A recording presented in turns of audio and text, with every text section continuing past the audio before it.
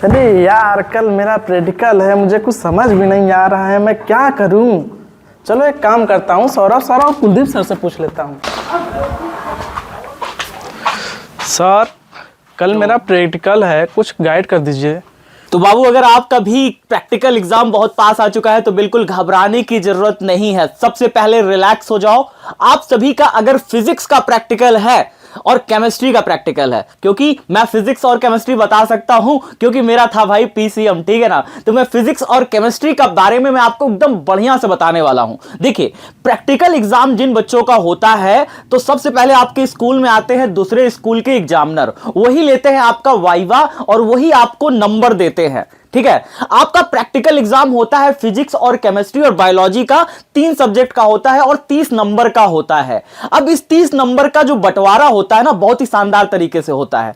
इसमें जो 5 नंबर का होता है ना, वो आपका वाइवा होता है। माने कि एग्जामिनर ना बाहर से फिजिक्स का 5 सवाल पूछेगा, जिसमें से अगर आप 5 के 5 जवाब देंगे ना तो आपको 30 में से 30 मिलेगा, ठीक है। चलो सर, तो बाहर से जो एग्जामिनर आता है ना, उसका 15 नंबर उसके हाथ में होता है। ध्यान सुनिएगा, 15 नंबर बाहर से एग्जामिनर के हाथ में होता है और 15 नंबर आपके स्कूल वाले मास्टर साहब के हाथ में होता है।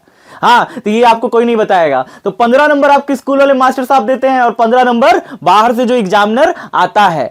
अब मान लीजिए स्कूल वाले मास्टर साहब तो 15 में से 15 दे दिए आपके, आप बहुत ज्यादा फेवरेट स्टूडेंट थे, लेकिन जो बाहर से एग्जामिनर आएगा वो आपको 15 में से 15 कैसे देगा, उसमें भी बटा हुआ है। बाहर का जो एग्जामिनर आता है वो 5 नंबर का आपका कॉपी, आप जो प्रैक्टिकल लिखते हैं ना तो उसका कॉपी 5 नंबर का, आपका कॉपी 5 नंबर का हो जाएगा, ठीक है। और 5 नंबर का आपका वाइवा ले लेगा, 5 नंबर का वाइवा ले लेगा, यानी कि आपसे 5 सवाल पूछेगा और उस 5 सवाल में अगर आप पांचों का सही जवाब दे देंगे ना तो आपको 5 में से 5 मिल जाएगा, ठीक है सर। चलो 10 नंबर हो गया। अब 5 नंबर किस चीज का, 5 नंबर कई कई स्कूलों में तो प्रैक्टिकल करा करके उसे देखता है, तो उसके बाद कॉपी लिखवाता है, ठीक है ना। उसके बाद जो है 5 नंबर मिलता है। और कई कई स्कूलों में क्या होता है आप जानते हैं, है ना जी, आप जानते हैं, वही लग जाता है तो फिर 5 नंबर उसका जुगाड़ हो जाता है। तो कई कई स्कूलों में तो क्या होता है कि हमारा भाई साहब चल जाता है, हाँ ठीक, तो उसके बाद तो फिर कुछ बचा ही नहीं,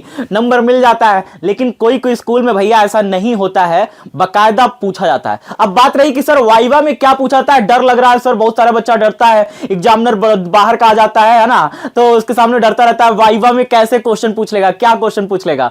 घबराने की बात नहीं है, वहां पर भी बता रहे हैं आपको, जो आपने सिलेबस पढ़ा हुआ है ना, सब्जेक्टिव ऑब्जेक्टिव साल भर आपने पढ़ा है ना, वही में से वाइवा का क्वेश्चन पूछता है, कुछ अलग से नहीं पूछेगा। आप अपनी प्रैक्टिकल की कॉपी एकदम तगड़ी से बना लीजिए, पहला चीज, ठीक है। प्रैक्टिकल की कॉपी बन गई। दूसरा नंबर, अपना सब्जेक्टिव ऑब्जेक्टिव बढ़िया तैयार कर लीजिए, वही से आपका वाइवा में क्वेश्चन पूछेगा, कुछ अलग से नहीं पूछेगा। जैसे उदाहरण के तौर पे आपसे पूछ लेगा इन निकट दृष्टि दोष से क्या समझते हैं, दूर दृष्टि दोष से क्या समझते हैं, है ना, क्रांतिक कोण से क्या समझते हैं, पूर्णांतरिक परावर्तन से क्या समझते हैं, विद्युत क्षेत्र की तीव्रता की परिभाषित दीजिए, इसका मात्रक पूछ लेगा, उसका विमा पूछ लेगा, विद्युत फ्लक्स क्या होता है, चुंबकीय फ्लक्स क्या होता है। ऐसे क्वेश्चन फिजिक्स से और ऐसे क्वेश्चन बेसिक केमिस्ट्री से एक नंबर के 5 क्वेश्चन आपसे पूछ लेगा और 5 जवाब दे दिए तो बढ़िया 5 नंबर और 30 में से 30 नंबर। भैया बहुत सारा बच्चा होता है जिसे फिजिक्स और केमिस्ट्री में 30 में से 30 भी मिलता है, बिल्कुल सही सुने हो, 30 में से 30 वाला बच्चा भी होता है, ठीक है। तो ये मत सोचिएगा नहीं मिलता है, बिल्कुल मिलता है। अगर आप अच्छा से वाइवा दे रहे हैं, अच्छा से कॉपी बढ़िया से लिख रहे हैं, है ना, तो आपको बढ़िया 30 में से 30 मिल जाएगा। और स्कूल में थोड़ा लगता है ना, वो अपना वो क्या खानदानी परंपरा है, ठीक है। तो अब परंपरा चलता आ रहा है, उसके खिलाफ क्या कर सकते हैं, ठीक है ना। तो फिलहाल तो प्यारे बच्चों अब चलते हैं जल्दी से। आकाश बाबू समझ में आ गया पूरा? जी सर। तो अब एक काम करते हैं, अब आप जाइए थोड़ा सा बायोलॉजी वाले सर को पकड़िए, ठीक है, क्या वो हिंट देते हैं, ठीक है। ठीक है सर, चलिए, बेस्ट ऑफ लक आपको, परेशान मत होइए। Thank you sir. सर कल क्या हुआ? सर कल मेरा बायोलॉजी का प्रैक्टिकल है सर, मैं बहुत परेशान हूँ। अरे तुम चिंता ना करो, मैं सबको बताता हूँ। ये तो प्यारे बच्चों, मैं आपको ये बताना चाहता हूँ कि जो आपका प्रैक्टिकल आ रहा है उसके लेकर आप बहुत परेशान हैं कि सर वाइवा में क्या पूछता है, प्रैक्टिकल कैसे लिखेंगे। तो आई होप कि आपने अपनी प्रैक्टिकल कॉपी बना ली होगी, जिसके लिए वीडियो मैंने आपको पहले ही वीडियो सेक्शन में प्रोवाइड करा दिया है। अब एक बात का ध्यान रखो, एग्जामिनर वाइवा में क्या पूछता है ये एग्जामिनर के ऊपर होता है, क्योंकि कोई किसी का मन नहीं जानता है कौन सा क्वेश्चन पूछेगा। लेकिन मैं आपको एक ऐसी टिप्स बताता हूं ताकि आपको कोई दिक्कत ना हो इस प्रैक्टिकल के वाइवा को लेकर के। देखो बच्चों, जब भी आप एग्जामिनर के सामने जाए, पहली बात तो उससे बिल्कुल घबराना नहीं है, आराम से उसके सामने बैठ जाइए और जब वो कोई क्वेश्चन पूछे अगर आपको उसका उत्तर आता है तो शालीनता से उसका उत्तर दे दीजिए। ज़्यादातर क्या होता है कि जो आपने प्रैक्टिकल कॉपी बनाई है उसमें से ही क्वेश्चन पूछता है, या अगर आपने कोई चार्ट या प्रोजेक्ट बनाया है तो उसमें से क्वेश्चन पूछता है।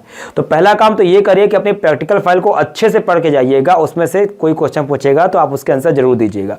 और अगर आपने चार्ट या फिर कोई मॉडल बनाया है तो उसको भी बहुत अच्छे से तैयार करके जाइएगा। अगर मान लीजिए कोई क्वेश्चन एग्जामिनर आपसे पूछता है और आप उसको ना बता पाए या आप घबराहट में उसका आंसर तुरंत नहीं सोच पाए, तो बड़ी शालीनता से एग्जामिनर से बोलिए कि सर मुझे क्वेश्चन का आंसर नहीं आता है, और आप कोई 3-4 टॉपिक या 3-4 चैप्टर अच्छे से तैयार करके जरूर जाइएगा और एग्जामिनर से बोलिए कि सर मैंने ये चैप्टर बहुत अच्छे से पढ़ा हुआ है सर, या मुझे ये टॉपिक बहुत अच्छे से आता है, प्लीज़ आप इसमें से कुछ क्वेश्चन पूछ लीजिए। अगर आप इसको बहुत शालीनता से बोलेंगे तो एग्जामिनर उसी टॉपिक से या उसी चैप्टर से आपसे क्वेश्चन पूछेगा और आप उसके उत्तर बता करके आराम से अपने नंबर को प्राप्त कर सकते हैं। याद रखिए उनके सामने बिल्कुल घबराना नहीं है और अपनी बात को बहुत शालीनता से बस रख देना है। लेकिन इस बात का भी ध्यान रखिएगा कि जिन 3-4 या चैप्टरों का या टॉपिक का आप नाम बताएंगे उनको बहुत अच्छे से तैयार कर लीजिए ताकि उसमें से कोई क्वेश्चन आए तो उसको मिस मत करिए। तो इस ट्रिप का ध्यान रखिएगा।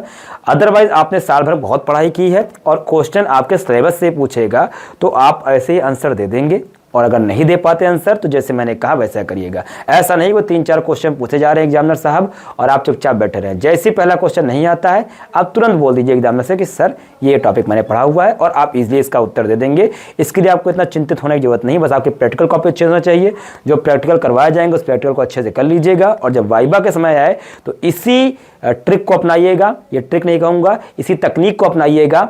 इससे आपके प्रैक्टिकल में पूरे से पूरे अंक ईजिली मिल जाएंगे। तो आशा करता हूं बच्चों कि आपको वीडियो समझ में आई होगी और बिल्कुल कूल माइंड के साथ, रिलैक्स माइंड के साथ बस अपनी प्रैक्टिकल फाइल, प्रोजेक्ट को और कुछ टॉपिक और चैप्टर का पहले से तैयार हैं तो उनको अच्छे से तैयार करके ही दे जाइएगा। All the best for your practical exam बच्चों, बहुत अच्छे से देना और पूरे के पूरे अंक जरूर लेकर आना।